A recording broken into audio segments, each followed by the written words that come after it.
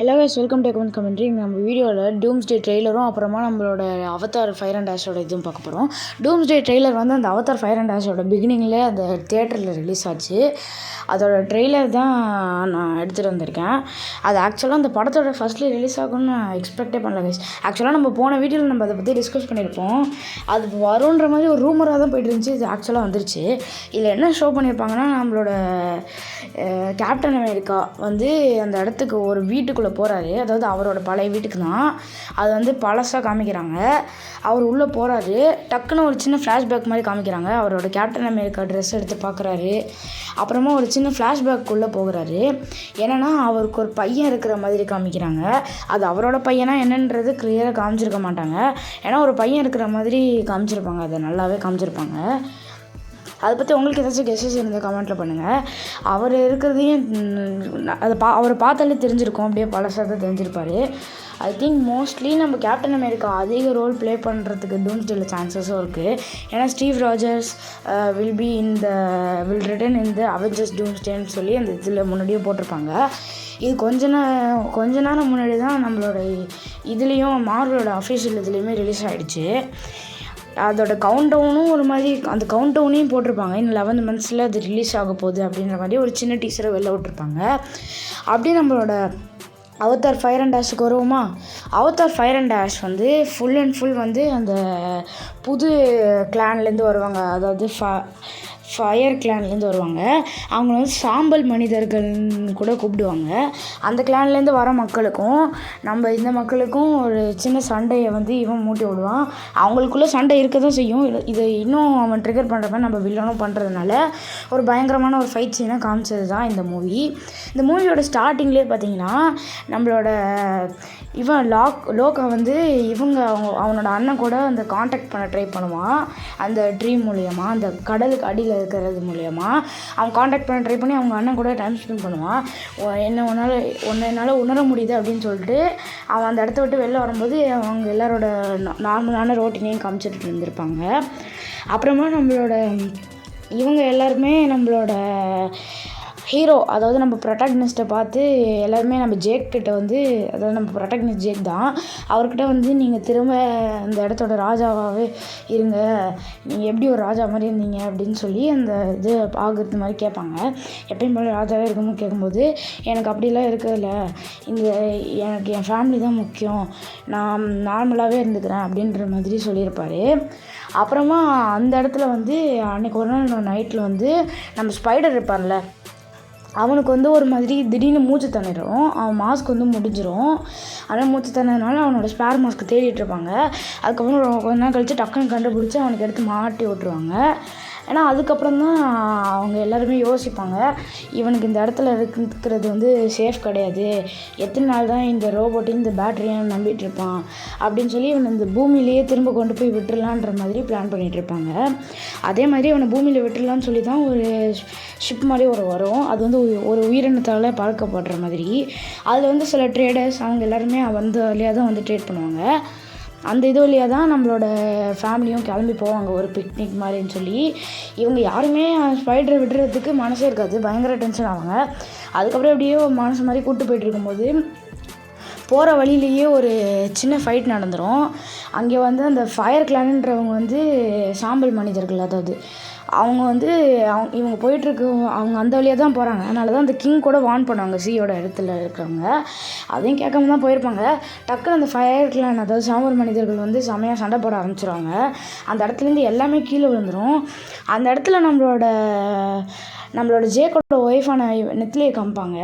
அவங்களுக்கும் இந்த சாம்பல் மனிதர்கள் இருக்கிற அவங்களோட கிங்குக்கும் ஒரு மாதிரி, அதாவது குயின் தான், அவங்களுக்கும் ஒரு மாதிரி ஒரு ரைவலாக இருக்கிற மாதிரிலாம் காமிச்சிருப்பாங்க.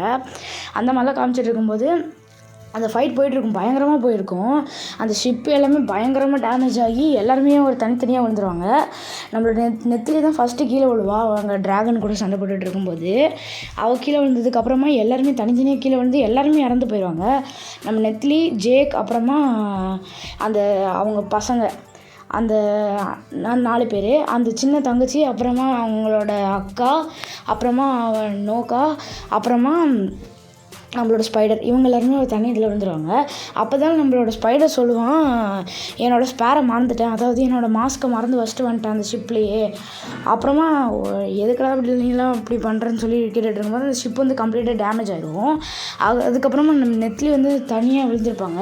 இந்த இடத்த விட்டு எஸ்கேப் ஆகியே ஆகணும்னு சொல்லி கிளம்புவாங்க. அப்போ தான் நம்மளோட ஜேக் வந்து இந்த கன்னெல்லாம் யூஸ் பண்ணியிருப்பான்ல, அந்த கன் யூஸ் பண்ண சவுண்டு கேட்டுட்டு இவங்க அந்த ஃபயர் அண்ட் ஆஷ் இருக்கிறவங்களோட இடத்தோட குயினானவங்க வந்து கேட்பாங்க, எப்படி இதில் வந்து மின்னல்லாம் வர வைக்கிற, அது எப்படின்னு சொல்லுங்கள் அப்படின்ற மாதிரி இவங்களை பிடிச்சி மிரட்டி கேட்டுட்ருப்பாங்க அந்த சின்ன பசங்களை. அவங்களுக்கு தேடி பிடிச்சி மிரட்டிட்டு கேட்டுட்டு இருக்கும்போது நம்மளோட வில்லனும் நம்மளோட ஜேக்கும் மீட் பண்ணி அவனை அரெஸ்ட் பண்ணி கூப்பிட்டு போகலான்னு தான் பார்ப்பாங்க. அப்போ நம்மளோட வில்லனோட பையன் தானே இவன் ஸ்பைடர், அதனால் அவனை காப்பாற்றுறதுக்காக அதெல்லாம் விட்டுட்டு அவங்க 2 பேர் போய் சண்டை போடுவாங்க. எப்படியோ அந்த வில்லிக்கு வந்து தெளிவாக அதை எப்படி பண்ணணும் எல்லாமே கிளியராக சொல்லி கொடுத்துருவாங்க. அதுக்கப்புறமா எல்லாருமே அந்த இடத்த விட்டு எஸ்கேப் ஆகிறாங்க. நம்ம நெட்லி வந்து அந்த ஹாஸ்பிட்டலில் போய் எல்லாமே சரியாகிட்டு எல்லாருமே வந்து அந்த இடத்துக்கு போயிடுவாங்க. அதுக்கப்புறம் கொஞ்ச நாள் கழித்து நம்ம ஜேக் வந்து அவங்க படையெல்லாம் கிளப்பிட்டு வருவாங்க.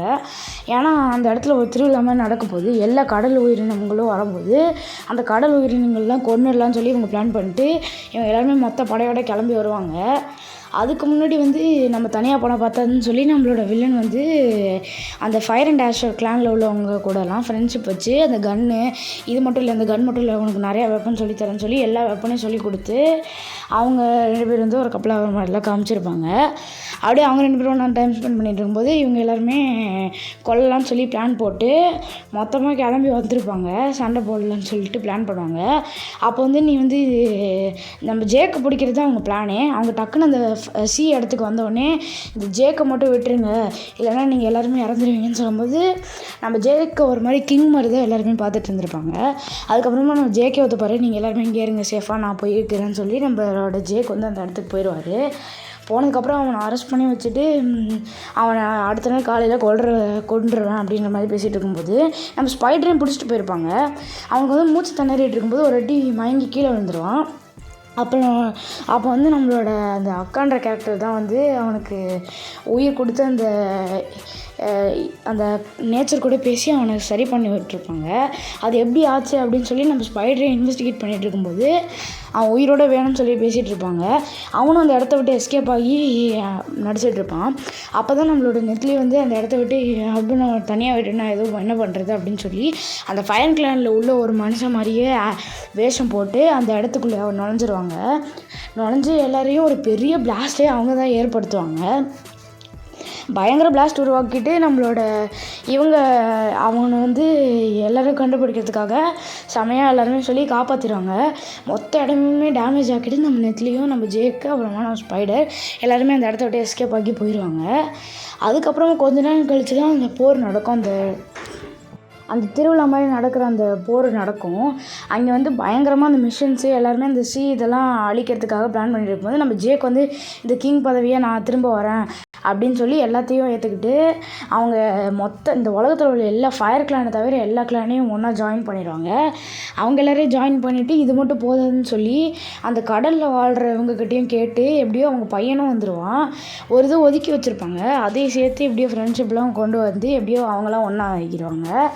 அவங்கெல்லாம் இந்த சைடு ஒரு ஒன்றா ஸ்குவாடாக இருக்க மாதிரி காமிக்கும் போது திடீர்னு எல்லாருமே வந்திருப்பாங்க. அந்த மனுஷங்க எல்லாருமே ரோபோட்ஸோட வந்து செம்மையாக சண்டை போட்டுட்டு இருக்கும்போது தான் நம்மளோட ஜேக் வந்து எல்லாருமே அமைதியாக இருங்க, ஃபஸ்ட்டு அந்த கடல் என்ன பண்ணுறாங்கன்னு பார்க்கும்போது அது ஒரு சாந்தமான அனிமல் தான். ஏன்னா இவங்களுக்காக பயங்கர ஆக்ரோஷமாக சண்டை போடுற மாதிரிலாம் காமிச்சிருப்பாங்க. அப்போ வந்து இந்த ஃபயர் கிளான் கூட நம்மளோட வில்லன் வந்து ஒன்றா சேர்ந்ததுனால நீ இந்த இடத்துக்கு அவங்களெல்லாம் கொண்டு வந்து தப்பு பண்ணுறேன்னு சொல்லி அவங்களெல்லாம் அந்த இடத்துக்கு சண்டை போடுறதுக்கு கூப்பிடாம மனுஷங்கள்லாம் மட்டும் ரோபோட்ஸை கூட்டிகிட்டு போயிருப்பாங்க சண்டை போடுறதுக்கு. அப்போ வந்து இவங்க அந்த மொத்த கிளானும் சேர்ந்து பயங்கரமாக பிளான் போட்டு மொத்தமாக காலி பண்ணி எல்லாரையும் கொல்கிற நேரத்தில் டக்குன்னு அந்த ஃபயர் கிளான்லேருந்து அப்புறமா அந்த சாம்பல் மனிதர்கள் மட்டும் இல்லாமல் இவங்க நம்ம வில்லன் எல்லாருமே சேர்ந்து ஒன்றா சேர்ந்து வருவாங்க. அப்போ அவங்களாம் சண்டை போட ட்ரை பண்ணுவாங்க. அப்போ தான் நம்மளோட ஜேக்கு எல்லாருமே பயங்கரமாக அடி வாங்கி எல்லாருமே இருக்கும்போது நம்ம ஜேக்கு எல்லாருமே தோத்துட்டோம் அப்படின்ற மாதிரி நினச்சிட்டு இருப்பாங்க. அப்போ தான் நம்மளோட அந்த அக்கான்ற கேரக்டர் வந்து கீழே போய் எவான்ற அந்த நேச்சர் கூட கனெக்ட் ஆகுறேன் அப்படின்னு சொல்லிட்டு ட்ரை பண்ணுவாங்க. இதுதான் கடைசி. இன்னும் அவங்க ஆல்ரெடி நிறைய வாட்டி ஃபிட்ஸ் வந்திருக்கு, இன்னும் ஒரு வாட்டி வந்து இறந்துருவாங்க அப்படின்ற மாதிரி சொல்லிட்டு இருப்பாங்க. அதனால் போக விட மாட்டாங்க. எப்படியோ அவங்க உள்ளே போயிடுவாங்க. உள்ளே போன உடனே எப்படியோ அந்த நேச்சர் கூட கனெக்ட் பண்ண ட்ரை பண்ணுவாங்க. ஏன்னா நேச்சர் கனெக்ட் ஆக விடாது. பிச் வர நேரத்தில் திடீர்னு ஸ்பைடருக்கும் அந்த பின்னாடி வந்திருக்கும்ல, அந்த நேச்சர் கூட அவனும் கனெக்ட் ஆகிருப்பான். அதனால் அவனும் அவனோட இதை விட்டு ஜாயின் பண்ணுவான். அப்போ ஜாயின் பண்ணும்போது அவங்களுக்கு ஃபிட்ஸ் வந்துருக்காது அந்தளவுக்கு. அப்புறமா அவங்க உள்ளே போய்ட்டு இருக்கும்போது அந்த சின்ன பொண்ணை வந்து கடத்திடுவாங்க. அவனை வெளில விட்டு போயிருப்பாங்க. அந்த சின்ன பொண்ணை கடத்தி அவளை வச்சு மிரட்டி நெட்லி வந்து பயங்கரமாக சண்டை போட்டுட்ருப்பாள்ல, அவளை வந்து பயங்கரமாக மிரட்டிடுவாங்க. அதுக்கப்புறமா 2 பேரையும் கொல்ற மாதிரி வரும்போது நம்மளோட ஜேக்கப் நோக்க அவங்களாம் சண்டை போட்டு எப்படியோ காப்பாற்றிடுவாங்க. அப்புறமா அவங்க எல்லோரையும் திடீர்னு கொல்ற மாதிரி இந்த ஃபயர் கிளான்லேருந்து ஒருத்தி வரும்போது அந்த அக்கா கேரக்டர் இருப்பாள், அவள் வந்து பயங்கரமாக அவளையும் விரட்டி விட்ருவா. அப்படி பயங்கரமாக போயிட்டுருக்கும். அதுக்கப்புறமா ஃபைனலில் வந்து எல்லாருமே ஒன்று சேர்ற மாதிரி நம்ம ஸ்பைடருக்கு வந்து கம்ப்ளீட்டாக இந்த இடத்துல வாழ்கிற அந்த தகுதி வந்து அவங்க எல்லாருமே பேசிகிட்டு இருப்பாங்க. அப்போ வந்து நம்ம வாட்டர் கிளானோட குயினானவங்க வந்து அவங்க வந்து ப்ரெக்னெண்ட்டாக இருந்திருப்பாங்க. அவங்களுக்கு ஒரு குழந்தை பிறந்திருக்கும். அந்த குழந்தை வந்து ஒரு பெண் குழந்தை தான். அவங்களுக்கு வந்து பிள்ளையின் பேர் வச்சுட்டு இதை நீயே வளர்க்க முடியுமா நெத்திலின்னு சொல்லிட்டு அவங்க இறந்துருவாங்க. அதுக்கப்புறமா அந்த ஃபைட் வந்து பயங்கரமாக போயிட்டு கடைசியில் அந்த எண்டில் வந்து எல்லாருமே அந்த பக்தி மூடில் எல்லாருமே கனெக்ட் ஆகிருப்பாங்க. அந்த நேச்சருன்ற காட் கூட கனெக்ட் ஆகிட்டு இருக்கும்போது தான் அவங்க எல்லாருக்குமே பிடிச்ச மெமரி வரும்போது நம்ம ஸ்பைடரோட மெமரி தான் காட்டுவாங்க. அவன் வந்து அந்த அவத்தார் கிளான், அதாவது இந்த நாவிகளோட கிளான்லேயே மொத்தமாக அவனும் ஒருத்தன் அப்படின்ற மாதிரி எல்லாருமே சொல்கிற மாதிரி இருக்கும். அப்போ வந்து அவன் பயங்கரமாக சந்தோஷப்படுவான். அந்த மாதிரி காமிச்சு அந்த படத்தை முடிச்சிருப்பாங்க. இது வந்து ஒரு ஆக்சுவலாக ஒரு கண்டினியூஷன் பார்ட் தான். இதுதான் ஒரு எண்ட் பார்ட். இதுக்கப்புறம் அவதாரன்ற இது வராது. ஸோ இதை நீங்கள் கண்டிப்பாக பார்க்க வேண்டிய மூவி தான். பயங்கரமாக 3D எஃபெக்ட்லாம் வச்சு பயங்கரமாக இருந்துச்சு. நீங்கள் ஒரு ஐமேக்ஸ் மூவி தேடிட்டுருக்கீங்கன்னா இதுதான் பெஸ்ட்டான மூவி. கண்டிப்பாக போய் நீங்கள் பார்க்கலாம். இந்த மூவியோட லாஸ்ட்லேயே நம்ம ஸ்பைடரோட அப்பா, அதாவது நம்ம வில்லன் வந்து இறந்து போகிற மாதிரியும் காமிச்சிருப்பாங்க. அதுக்கப்புறம் மொத்த ஹியூமன்ஸ் அந்த இடத்துல இதை பற்றி தெரிஞ்ச அந்த எல்லாருமே கம்ப்ளீட்டாக டோட்டலாக காலியாக இருப்பாங்க. சில பேர் மட்டும் தான் உயிரோடு இருந்திருப்பாங்கன்னு நினைக்கிறேன். ஓகே கைஸ், வேறு நல்ல வீடியோட பார்க்கலாம். Tata bye, see you.